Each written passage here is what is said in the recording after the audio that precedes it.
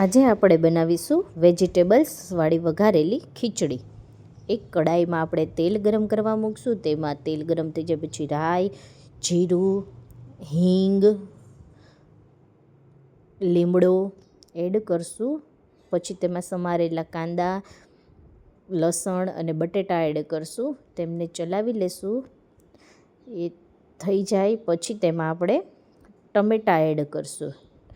તેને પણ ચલાવી લેશું.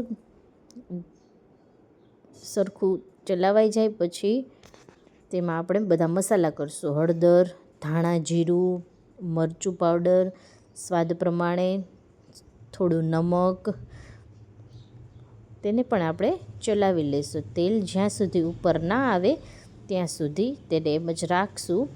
તેલ ઉપર આવી જાય પછી આપણે તેમાં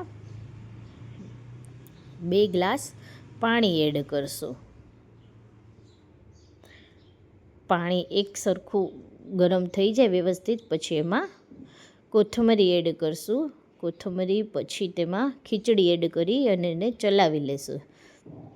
પછી તેમને સ્લો ફ્લેમ પર આપણે કડાઈને ઢાંકી અને મૂકી દઈશું. થોડી વાર રહી અને પાછું જોશું અને થઈ ગઈ છે આપણી રેડી ખીચડી.